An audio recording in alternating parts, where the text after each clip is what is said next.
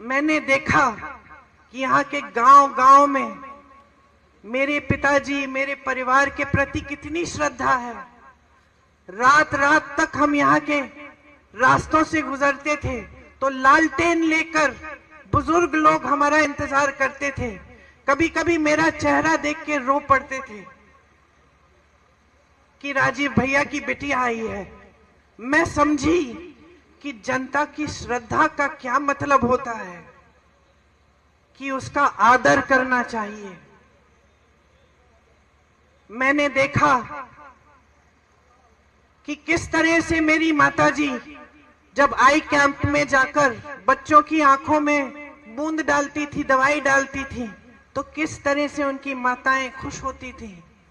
बेवाओं को देखा जब हम लोग कैंप लगाते थे, कितनी गरीबी में रहते थे और हम पेंशन देते थे। उस समय पेंशन मिलता था, बेवा पेंशन कहते थे उसको।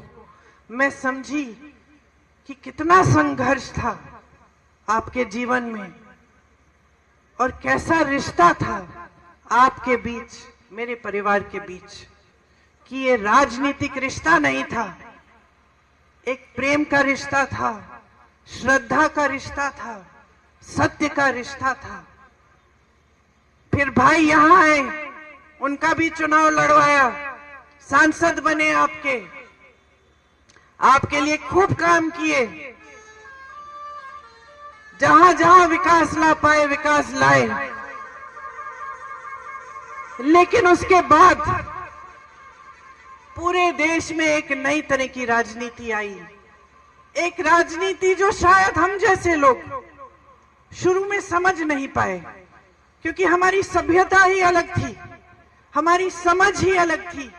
हमें सिखाया गया था कि जनता के सामने झूठ मत बोलो, हमें सिखाया गया था कि जनता का आदर करो, हमें सिखाया गया था कि जनता सर्वोपरि है।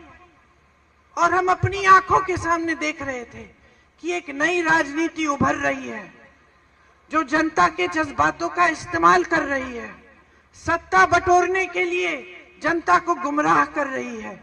यहाँ अमेठी में आए ये लोग क्या समझेंगे, स्मृति जी क्या समझेंगी?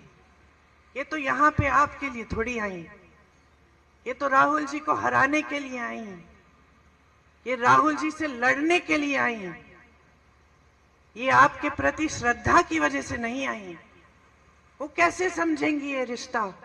इन्होंने झूठ फैलाए कि हम आपकी जमीन हड़पने आए थे, कि जिन महिलाओं के जिस समूह में आप थी, आपको याद है जो परियोजना थी, कि वो परियोजना ही हमने इसलिए बनाई कि हम आपकी जमीन हड़पना चाह रहे थे, कि हम लूट रहे थे आपको, कि हमने कुछ नहीं किया आपके लिए, कि हमारे दिल में सिर्फ परिवारवाद की भावनाएं थी, सिर्फ सत्ता चाहते थे हम, हमारे दिल में आपके लिए कोई भावना नहीं थी।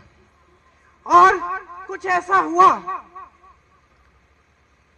कि इन बातों से आप थोड़ा सा बहक गए, कुछ लोग बहके, कुछ लोग दृढ़ रहे। जो भी हुआ, राहुल जी वो चुनाव हारे और एक पुराना रिश्ता जो आपके बीच, हमारे परिवार के बीच था, वो थोड़े समय के लिए थम गया, लेकिन टूटा नहीं, क्योंकि वो रिश्ता कभी टूट नहीं सकता है।